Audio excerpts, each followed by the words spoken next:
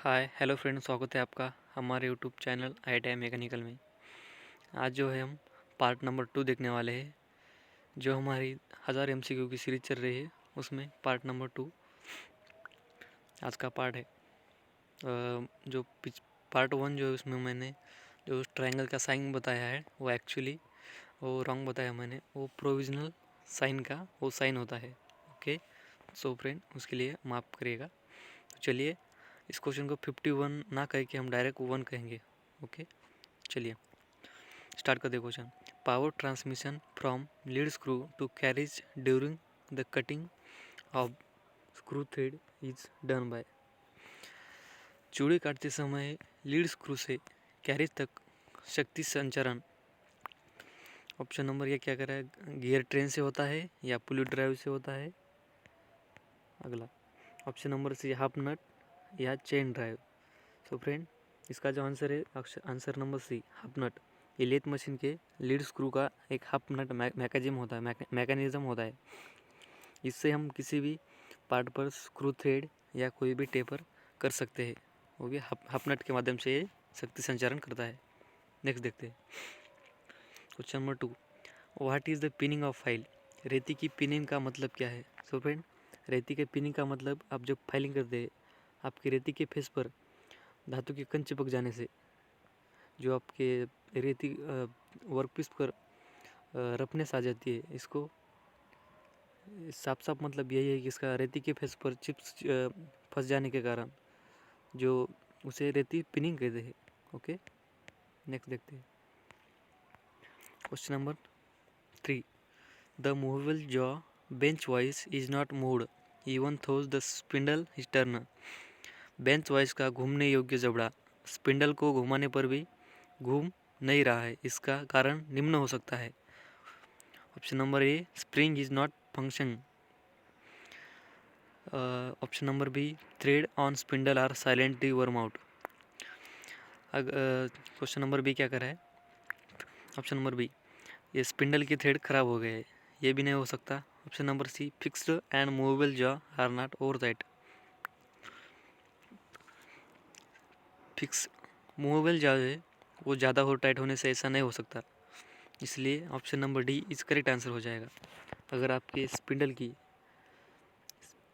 Spring break हो जाए तो वहाँ पर आपका स्पिंडल जो है वो घूमना बंद करेगा। आप आपने घुमाया भी लेकिन वो पीछे नहीं सरकेगा। स्प्रिंग उसमें स्प्रिंग लगा हुआ है इसलिए वो पीछे आ जाता है। ओके, लोडेड रहता है स्प्रिंग। नेक्स्ट देखते हैं question number 4। The pin of straight pin hammer. सीधा पिन हथौड़े का पिन होता है। सो फ्रेंड इसका बहुत सरल है जवाब। अगर आपको स्ट्रेट पिन हैमर का पिन बोले तो आप direct straight to the handle इस पर क्लिक करिएगा। अगर क्रॉस पिन हैमर का बोले तो cross the handle option number B हो जाएगा अगर क्रॉस पिन हैमर का बोले तो। ओके, नेक्स्ट देखते हैं question number 5। A nut is hexa frame used to tighting the blade. Hexa frame में ब्लेड को कसने के लिए किस नट का इस्तेमाल करते हैं। कुछ option number A ring nut, option number B cap nut, option number C wing nut और option number D thumb nut. Thumb nut जो है हम वर्नियर हाइट गेज में इस्तेमाल करते हैं। और इस क्वेश्चन का जो सही आंसर है वो आंसर सी है, विंग नट का इस्तेमाल करते हैं हेक्सा फ्रेम में। Okay, next question number 6। Which hammer used for forming a rivet head. Rivet head के निर्माण के लिए किस हथौड़े का प्रयोग किया जाता है। So friend question option number 1 straight pin hammer, soft hammer, ball pin hammer, D option D cross pin hammer.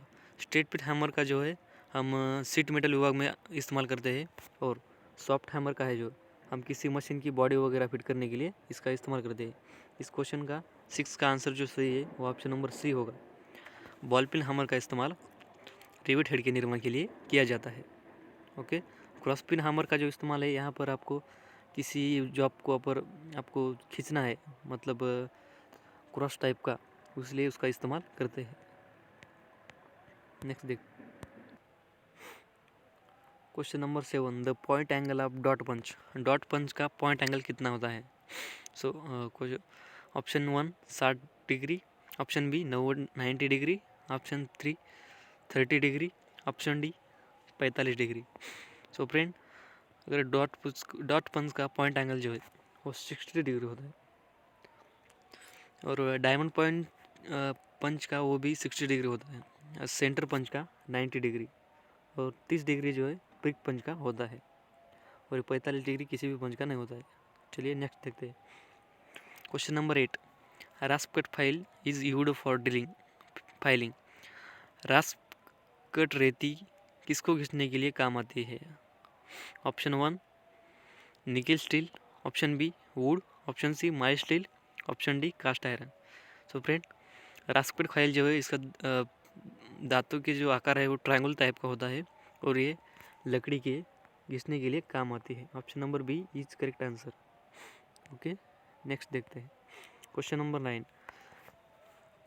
Among the following which the smallest unit of angle measurement. निम्न में से कोण मापने की सबसे छोटी इकाई कौन सी है?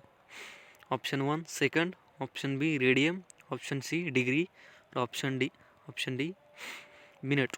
सो फ्रेंड, कोण मापने की सबसे छोटी इकाई जो है वो सेकंड है, और अगर कोण मापने की सबसे बड़ी इकाई पूछेगा तो वहाँ पर रेडियन हो जाएगा। ओके, नेक्स्ट देखते हैं। Question number 16, a file remove the metal during. एक रेती निम्न के दौरान धातु हटाती है। Option 1 both forward and return stroke. क्या रेती फॉरवर्ड और रिटर्न स्ट्रोक में दोनों भी स्ट्रोक में मटेरियल निकालती है? ये सही नहीं है। Option B none of this, और नीचे देखते हैं ऑप्शन सी फॉरवर्ड स्ट्रोक में। तो इसका सही आंसर है फॉरवर्ड स्ट्रोक। रेती जो है सिर्फ फॉरवर्ड स्ट्रोक में वर्क करती है, अगर उसको बैकवर्ड स्ट्रोक में भी वर्क करेगी तो वहाँ पर उसके दांत जो खराब हो जाएंगे। ओके, नेक्स्ट देखते हैं। 161, the caliper meant for measuring the width of a slot is. खांचे की चौड़ाई मापने के लिए निम्नलिखित में के किस कैलिपर का उपयोग किया जाता है? जेनी कैलिपर का इस्तेमाल है हम किसी राउंड बार का केंद्र निकालने के लिए इस्तेमाल करते हैं। और इनसाइड कैलिपर, इसका जो सही आंसर है वो आंसर ऑप्शन नंबर बी है।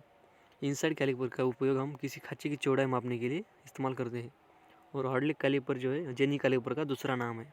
ओके, और आउटसाइड कैलिपर जो है वो किसी वर्कपीस के बाहर माप लेने के लिए इस्तेमाल किया जाता है। नेक्स्ट देखिए, और इसकी जो है एक्यूरेसी 0.5 होती है। इनसाइड कैलिपर की एक्यूरेसी 0.5 mm। ओके, नेक्स्ट देखते हैं। Question number 62, if the zero graduation of the thimble division of an outside micrometer is below the datum line, when the measuring faces on the micrometer are in contact the error। यदि किसी बाह्य micrometer के thimble division का 0 अंशांकन datum line के नीचे है, जबकि माइक्रोमीटर के मापन फेस संपर्क में है, तो अशुद्धि होगी। सो फ्रेंड, इसका जो है अगर आपके डेटम लाइन के थिम्बल की जो लाइन है अगर नीचे रह जाए तो वहाँ पर पॉजिटिव एरर हो जाएगा। इसका जो सही आंसर है इस क्वेश्चन का ऑप्शन नंबर डी पॉजिटिव। इसका थोड़ा डिटेल में आपको समझा देता हो, क्योंकि अगर आप एक बार वीडियो से समझ गए तो आप कभी भी नहीं बोल सकते। सो फ्रेंड, मैं ले चलता हूँ आपको वीडियो की तरफ। ये देखिए फ्रेंड, माइक्रोमीटर में एरर 3 टाइप की होती है। Error number 1 zero error, error number 2 positive error, error number 3 negative error. ये 3 टाइप के एरर होते हैं। अब यहाँ पर स्टार्टिंग में देखा जाए तो ये जो है ये जीरो एरर कहलाती है, लेकिन ये देखिए यहाँ पर ये डेटम लाइन है और डेटम लाइन के पास ही जीरो का लाइन मैच कर रही है। अगर यहाँ पे देखा जाए तो डेटम लाइन से नीचे जीरो है, इसलिए इसको पॉजिटिव एरर कहा जाएगा। और यहाँ पर डेटम लाइन के ऊपर शून्य रेखा गई है, इसलिए इसको निगेटिव एरर करेंगे। ओके, ज़्यादा समय ना लेके ये आपको मैंने समझा दिया है। अगर डेटम लाइन के नीचे बोलेगा जीरो लाइन है तो वहाँ पर पॉजिटिव एरर हो जाएगा। अगर डेटम लाइन के ऊपर लाइन है, जीरो लाइन है, तो वहाँ पर नेगेटिव एरर हो जाएगा। और डेटम लाइन और जीरो लाइन एक ही साथ मैच करती है तो वहाँ पर जीरो एरर हो जाएगा। ओके, चलिए question number 63। A micrometer has a negative error of 0.03 mm. What is the correct reading when the micrometer measuring 40.53 mm? एक माइक्रोमीटर में 0.03 mm ऋणात्मक दोष है, जबकि माइक्रोमीटर 40.53 mm मापता है। तो सही पठन क्या है? यहाँ पर आपको निगेटिव एरर दी गई है, तो आप क्या करेंगे?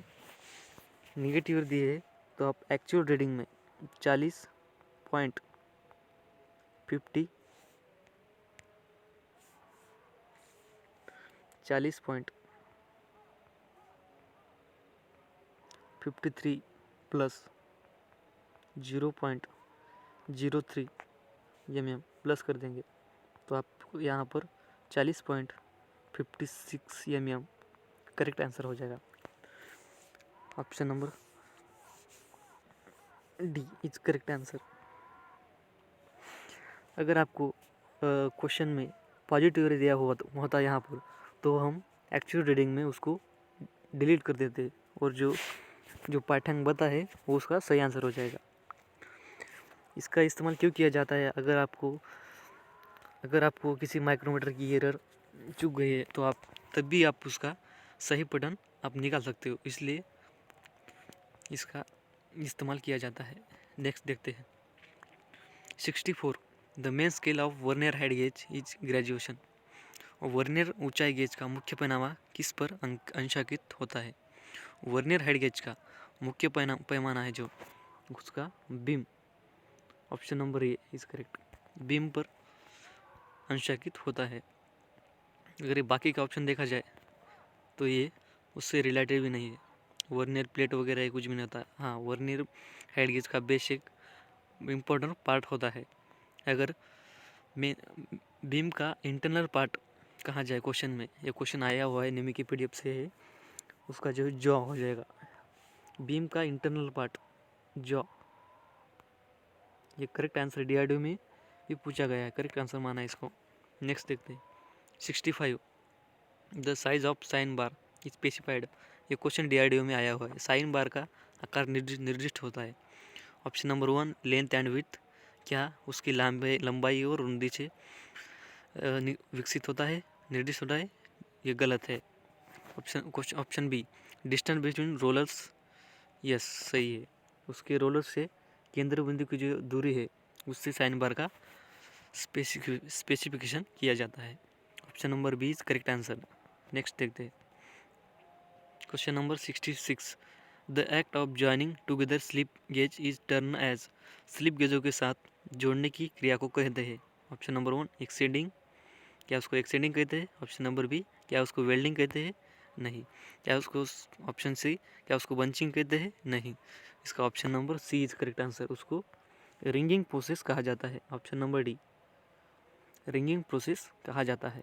Okay, next question number 67। The accuracy of micrometer caliper dial indicators can be checked by. किसी माइक्रोमीटर की एक्यूरेसी, कैलिपर्स की एक्यूरेसी चेक करने के लिए किसका इस्तेमाल किया जाता है? Option number 1 ring gauge, option number B plug gauge, option number C filler gauge, option number D slip gauge. ये तो किसी भी रिलेटेड नहीं है। रिंग गेज जो है ये उतना मेजर नहीं कर सकता, प्लग गेज भी उतना, ये होल के लिए इस्तेमाल किया जाता है। और फिलर गेज जो है इसी दो पार्टों के बीच इच्छित फिट की प्राप्त करने के लिए फिलर गेज का इस्तेमाल किया जाता है। इसका option number D is correct answer. Slip gauge का उपयोग किया जाता है किसी माइक्रोमीटर कैलिपर की शुद्धता जांचने के लिए। Option number 68। In a shaft basis tolerance system is. Shaft basis प्रणाली में शाफ्ट कैसे रखा जाए टॉलरेंस सिस्टम में, इसका पर्पस क्या होता है यहाँ पर? Option number 1 hole is kept, क्या होल को फिक्स रखा जाता है? Option number B tolerance is given on both hole of shaft. ये जो है बायलैटरल टॉलरेंस का, अगर बायलैटरल टॉलरेंस पूछा गया था तो इसका आंसर हो जाएगा बी। बायलैटरल टॉलरेंस में बेसिक साइज के दोनों साइज पर उसके आयाम दिए जाते हैं। इसका जो ऑप्शन नंबर डी इसका करेक्ट आंसर हो जाएगा। शाफ्ट बेसिस प्रणाली में शाफ्ट को स्थिर रखा जाता है और होल चेंज किए जाते हैं। ओके, नेक्स्ट देखते हैं question number 69। According to Indian standard 15H8 G7 means, भारतीय मानक के अनुसार 50H8 बाय G7 का अर्थ क्या है? Option number 1 designation of fit on a shaft basis system. Fit का पद शाफ्ट आधारित पद्धति पर है, ये रॉन्ग है। Option number B none of this. Option number C tolerance grade for shaft 8 and for hole is 7, ये भी रॉन्ग है। इसका ऑप्शन नंबर डी हो जाएगा।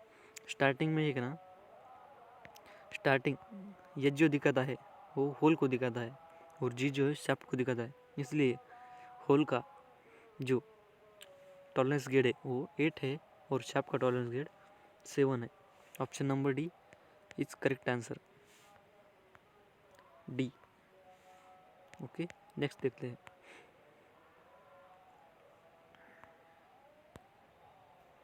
Question number 17। In interface fit, व्यक्तिकरण फिट में क्या होता है? Option number 1 tolerance zone of hole is completely above the shaft. क्या छिद्र का टॉलरेंस जोन शाफ्ट के टॉलरेंस जोन से बिल्कुल ऊपर होता है? ये आंसर सही नहीं है, ये जो है क्लेंस फिट के अंतर्गत आ सकता है। Option number B none of this. Option number C tolerance zone of hole shaft overlap. छिद्र और शाफ्ट के टॉलरेंस जोन ओवरलैप होते हैं, ये भी आंसर सही नहीं है, ये जो है ट्रांजिशन फिट में ऐसा होता है। इसका आंसर हो जाएगा D tolerance zone of hole completely below the shaft. छिद्र का टॉलरेंस जोन शाफ्ट के टॉलरेंस जोन से बिल्कुल नीचे होता है। Option number D is correct answer. Okay, next देखते हैं 71। According to Indian standard total number to tolerance grade, भारतीय मानक के अनुसार कुल सहिष्णुता ग्रेड कितने प्रकार के? Option number 1 20, option number B 8, option number C 10, option number D 18। इसका सही आंसर डी। भारतीय मानक के अनुसार सहिष्णुता ग्रेड 18 टाइप के हैं और इसके जो फंडामेंटल डेविएशन 25 प्रकार के हैं, 25। ओके, अगर ब्रिटिश प्रणाली में पूछेगा तो वहाँ पर 21 प्रकार के फंडामेंटल डेविएशन और 16 प्रकार के ग्रेड के प्रकार है। ओके, नेक्स्ट देखते हैं question number 72। The principle of interchangeability in normally applied. अंतर विनिमयता का सिद्धांत साधारणतः निम्न पर लागू होता है। Option number 1 part within the specified limit of size. Option number B all of this. Option number C mass production. Option number D production of identical parts. तो अब ऑप्शन नंबर डी तो हो ही नहीं सकता। समान पुर्जे के उत्पादन पर हम इंटरचेंजेबिलिटी इस्तेमाल नहीं कर सकते। इंटरचेंजेबिलिटी का मतलब क्या होता है? अगर किसी पार्ट आप ख़राब हो गया तो आपको वो पार्ट दोबारा फिक्स करना है वहाँ पर, तो आप उसे आसानी से फिट कर सकते हो। इसीलिए इंटरचेंजेबिलिटी इंडियन स्टैंडर्ड के अनुसार लागू की है। इसका सही आंसर हो जाएगा ये ऑप्शन नंबर 1। समान पूर्व निर्धारित सीमाओं के आकारित पुर्जे पर किसी साइज के करीब साइज बनाने के लिए अंतर विनिमयता का सिद्धांत लागू किया जाता है। नेक्स्ट देखते हैं question number 73। The main purpose of annealing. Annealing का मेन पर्पज क्या है? Option number 1 to increase machinability. Option number B to remove distortion. Option number C to increase the hardness. Option number D to increase the toughness. क्या option number क्या कह रहा है? Increase machinability. तो yes, annealing में machinability का गुण सुधारा जाता है। ऑप्शन नंबर 1 ये इज करेक्ट आंसर। इसमें option number B to remove distortion, ये एनेलिंग में नहीं होता है प्रोसेस। ऑप्शन नंबर सी क्या कह रहा है? टू इंक्रीज द हार्डनेस, ये भी नहीं होता, ये भी नहीं होता। तो आंसर ये is correct answer. Okay, next देखते हैं question number 74, which one of the following process by which steel is heated to required temperature and then cooled slowly in the furnace itself. निम्न प्रक्रिया में से किस प्रक्रिया में इस्पात को भट्टी में आवश्यक तापमान तक गर्म किया जाता है या फिर भट्टी में धीमी से ठंडा किया जाता है, वो कौन सी प्रोसेस कहलाती है? क्या वो नाइट्रेटिंग प्रोसेस कहलाती है? ऑप्शन नंबर बी, क्या वो एनालिंग प्रोसेस कहलाती है? ऑप्शन नंबर सी, क्या वो टेम्परिंग प्रोसेस कहलाती है? ऑप्शन नंबर डी, यह हार्डनिंग। सो फ्रेंड, नाइट्रेटिंग जो प्रक्रिया है ये किसी पदार्थ के आंतरिक आंतरिक परिवर्तन को पुनश्च लाने के लिए नाइट्रेटिंग प्रक्रिया की जाती है। नहीं, नाइट्रेटिंग जो प्रक्रिया है वो रॉन्ग है यहाँ पर, सॉरी। एनालिंग प्रक्रिया जो है किसी स्टील को भट्टी में गर्म किया जाता है और फर्नेस में स्लोली ठंडा किया जाता है। ये option number B is correct answer इसका। टेम्परिंग जो है किसी जो आपको उसके यांत्रिक गुणों में बदलने के लिए टेम्परिंग प्रोसेस की जाती है, और हार्डनिंग जो है किसी लो वाला स्टील के पार्ट पर उसकी सरफेस पर हार्डनिंग करने के लिए प्रोसेस हार्डनिंग प्रोसेस कहलाती है। 75, the purpose of normalising of steel. इस्पात की सामान्यकरण का उद्देश्य क्या है? स्टील की नॉर्मलाइजेशन का उद्देश्य क्या है? Option number 1, soften the steel, steel को नरम करना है? नहीं। Option number B, increase the toughness of reduce brittleness, brittleness को बढ़ाना और बिटलनेस को कम करना है? नहीं, ये भी नहीं होगा। ये जो है टेम्परिंग में ये प्रोसेस होती है। Option number C, regulate internal stresses, उत्प्रेरित तनाव को विनियमित करना? यस। इसमें जो अगर किसी स्टील में आंतरिक टेस्ट आ जाता है उसको दूर करने के लिए नॉर्मलाइजिंग प्रोसेस की जाती है। Option number C is correct answer. Next देखते हैं option number 76, carburising is used to increase. Carburising से बढ़ाया जाता है। सो फ्रेंड, कार्बोराइजिंग से क्या? ऑप्शन नंबर 1, थकान शक्ति। Option number B, all of this. Option number C, surface hardness. Option number D, wear resistance. तो यस, कार्बोराइजिंग से ये तीनों प्रोसेस, इसमें थकान शक्ति भी और सतही कठोरता का घिसावट प्रतिरोध और वी रेजिस्टेंस, ये तीनों ही प्रक्रिया होती है जॉब पर। Next question number 77, liquid carburising is done in a heated salt bath, which one of the following is not a carburising salt. दो कार्बोराइजिंग गर्म सॉल्ट बाथ में की जाती है, निम्नलिखित में से कौन सा कार्बोराइजिंग सॉल्ट नहीं? Sodium sulphate option 1, option B barium chloride, option number C sodium carbonate, option number D sodium sulphate. ये तीनों जो है, ऑप्शन नंबर सोडियम कार्बोनेट भी इसका इस्तेमाल किया जाता है कार्बोराइजिंग में, सोडियम साइनाइड को इस्तेमाल किया जाता है और बेरियम क्लोराइड का भी इस्तेमाल किया जाता है, लेकिन सोडियम सल्फेट का इस्तेमाल नहीं किया जाता। इसलिए इसका जो आंसर हो जाएगा option number D is correct answer. Sodium sulphate का कार्बोरेजिंग सॉल्ट में इस्तेमाल नहीं किया जाता। नेक्स्ट देखते हैं question number 78, case hardening method are. Case hardening के तरीके हैं। Option number 1, both cyaniding and nitriding. Yes, case hardening के जो तरीके हैं वो दोनों भी तरीके हैं, साइनाइडिंग और नाइट्राइडिंग, एक केस हार्डनिंग के दोनों तरीके हैं। Next question number 79, which metal is added to solder to increase the melting point. Solder का गलनांक बढ़ाने के लिए उसमें किस धातु को मिलाया जाता है? ऑप्शन नंबर 1, लीड धातु को मिलाया जाता है? नहीं। Option number B, bismuth? नहीं। इसको जो है अगर उसका गलनांक कम करना है तो वहाँ पर बिस्मथ का इस्तेमाल करते हैं। और ऑप्शन नंबर सी कहता है कॉपर? नहीं। Option number D antimony. तो यस, एंटीमनी का इस्तेमाल करते हैं। Option number D is correct answer. Shoulder का गलनांक बढ़ाने के लिए एंटीमनी का इस्तेमाल करते हैं। Next question number 18, which one of the following operation is done bye same tool. निम्न में से कौन सा ऑपरेशन एक ही उपकरण द्वारा किया जाता है?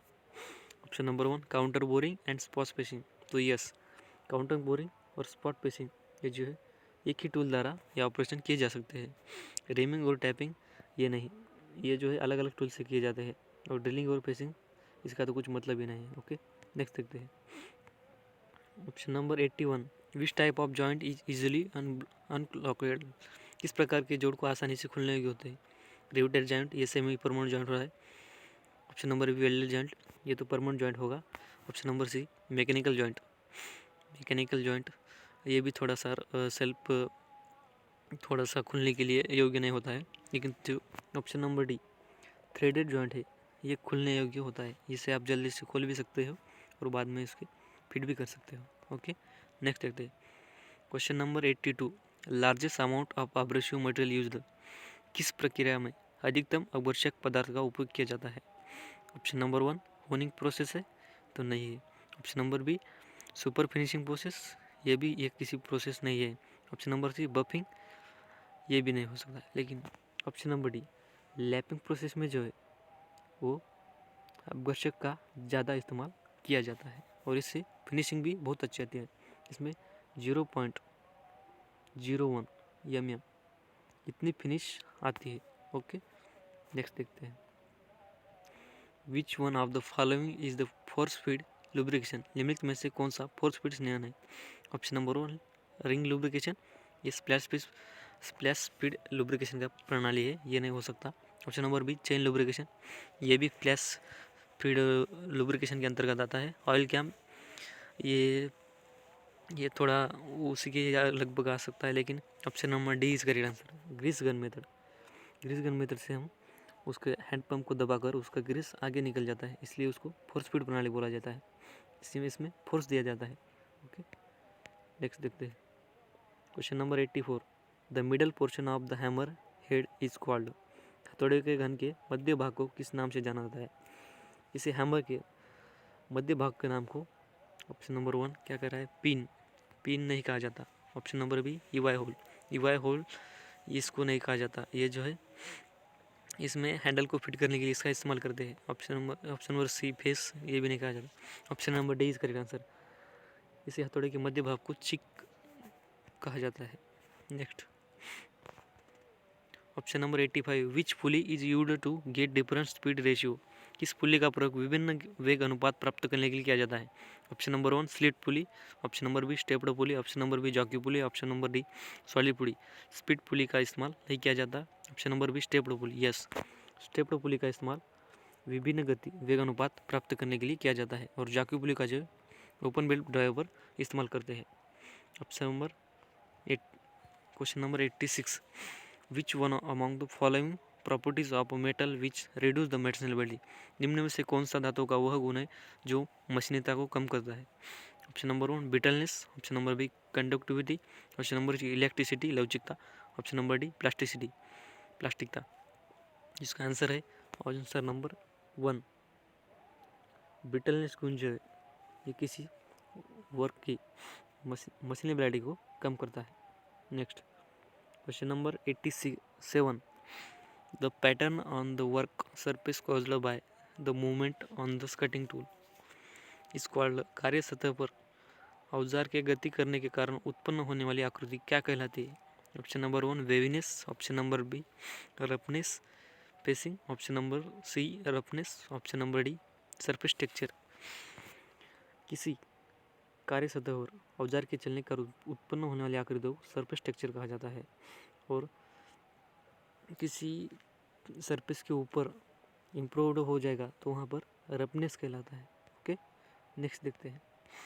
Question number 88, the cold chisel is made by? Cold chisel कैसे बनाया जाता है? Option number 1 piercing, option number B forging, option number C driving, option number D rolling. इसका सही answer option number B cold chisel को forging करके बनाया जाता है। Next question number 89, the taper angle for a taper turning operation on a workpiece can be calculated by using relation? किसी कार्यखंड taper turning operation के लिए टेपर की कोण की गणना निम्न संबंध द्वारा की जाती है? Option number 1 D minus D छेद 2, option number B D minus D छेद 4L, option number D minus D छेद 2L, option number D minus D छेद L। Option number D is correct answer, किसी टेपर की कोण की गणना करने के लिए वहाँ पर डी माइनस डी बटा L इस सूत्र का इस्तेमाल करके टेपर कोण निकाल सकते हैं। Next question number 19, which thread are used in screw jack? Screw jack में कौन सा थ्रेड इस्तेमाल किया जाता है? 1 मिनट थ्रेड नहीं, 1 मिनट थ्रेड जो लेथ मशीन के लीड स्क्रू पर उपयोग किया जाता है। BSW ये भी नहीं इस्तेमाल किया जाता। Option number C is correct answer. Square thread का इस्तेमाल स्क्रू जॉक में करते हैं। Next question number 91, which tool used to rectify damage the thread? क्षतिग्रस्त चूड़ियों को सुधारने के लिए कौन सा टूल का उपयोग किया जाता है? Option number 1, 2 piece die, option number B die blade, option number D die nut, option number D circular split die. Option number C is correct answer. किसी खराब हुए थ्रेड को पुनः थ्रेड निर्माण करने के लिए वहाँ पर डाई नट का इस्तेमाल किया जाता है और इसका जो है शेप जो है हेक्सागोनल नट के जैसा ही होता है। ओके, नेक्स्ट देखते हैं question number 92, spacing of teeth in power hexa blade? शक्ति हेक्सा ब्लेड में दांतों की सेटिंग की जाती है। पावर हेक्सा मशीन में ब्लेड की सेटिंग जो है वहाँ पर जिगजैग सेटिंग भी होती है, डबल स्टैगर्ड सेटिंग भी होती है और सिंगल स्टैगर्ड सेटिंग भी होती है। इसका answer B is correct answer. इसमें तीनों सेटिंग इस्तेमाल की जाती है। Next, grade A V block are available only up to? Grade A के फी ब्लॉक केवल डॉट डॉट लंबाई तक उपलब्ध होते हैं। क्या वो 100 mm तक लंबाई में उपलब्ध होते हैं? Yes, option number A is correct answer. वो सिर्फ 100 mm लंबाई तक की उपलब्ध होते हैं। अगर ग्रेड बी ब्लॉक बोलेगा तो वहाँ पर 300 mm, वहाँ पर 300 mm लंबाई में उपलब्ध होते हैं। और ग्रेड ए ब्लॉक जो हाई क्वालिटी स्टील और grade B block cast iron से बनाया जाता है। Next, which one of the following good conductor of heat and electricity? निम्नलिखित में से कौन सा ऊष्मा और बिजली के सुचालक है? ऑप्शन नंबर 1, लीड और प्लास्टिक, ये तो बिजली का दुचालक है, ये नहीं हो सकता। Option number B, copper and aluminium, तो यस, कॉपर और एल्यूमिनियम ये जो है बिजली के गुड कंडक्टर है। ओके, नेक्स्ट देखते हैं question number 95, the property of metal by virtue of which it melts when heat is applied? धातु के कौन से गुण धर्म की वजह से उष्मा प्रयुक्त करने पर धातु पिघल जाता है? Option number 1, malleability, option number B hardness, option number D ductility, option number D. Option number D is correct answer. धातु के फ्यूजिबिलिटी के गुण के कारण वहाँ पर अगर आप धातु को हीट देते हो तो वहाँ पर वो प्लास्टिक दशा में पिघल जाता है। Okay, option number D is correct answer. Question number 96, in lapping which abrasive used for hard steel and cast iron? कठोर इस्पात तथा ढलवा लोहे की लैपिंग के लिए कौन सा अपघर्षक का उपयोग किया जाता है? वहाँ पर सिलिकॉन कार्बाइड, हार्ड मटेरियल के लिए सिलिकॉन कार्बाइड का इस्तेमाल किया जाता है और अगर नरम मटेरियल बोलेगा तो वहाँ पर एल्यूमिनियम ऑक्साइड का इस्तेमाल किया जाता है लैपिंग के लिए। ओके, नेक्स्ट देखते हैं question number 97, a general purpose drill is made up of?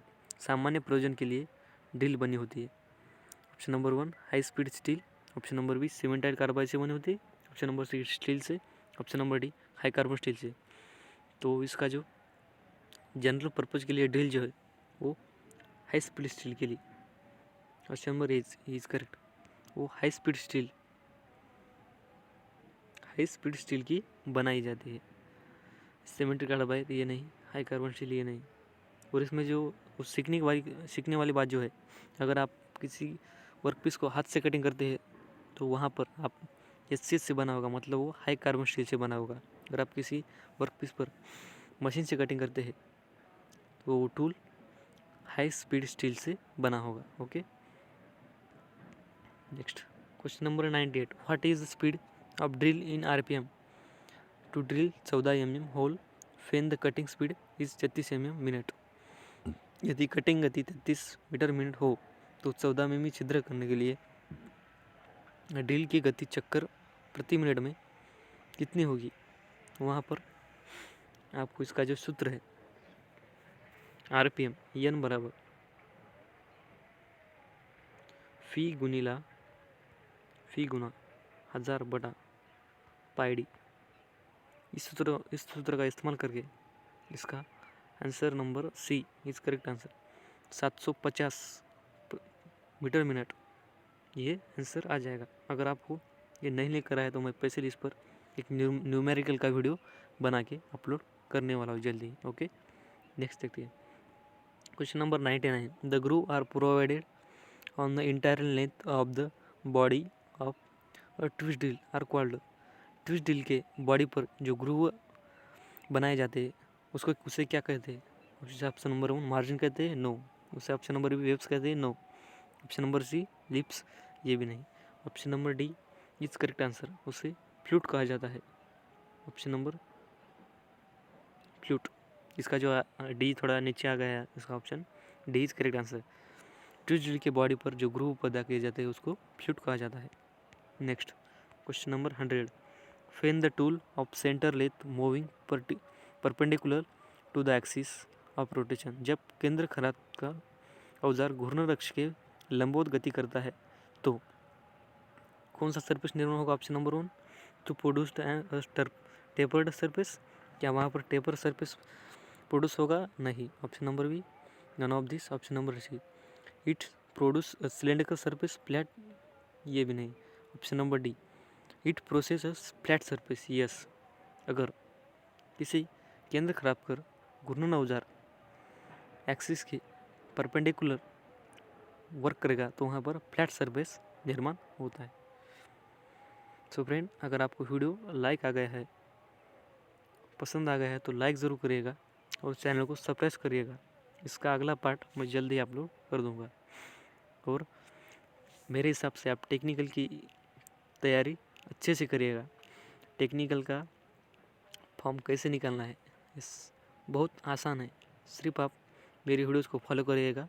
और आपको किसी भी तरह की अड़चन हो तो मेरे वीडियो के नीचे कमेंट कर दिएगा, मैं आपका रिप्लाई ज़रूर दूंगा। Okay, thanks for watching.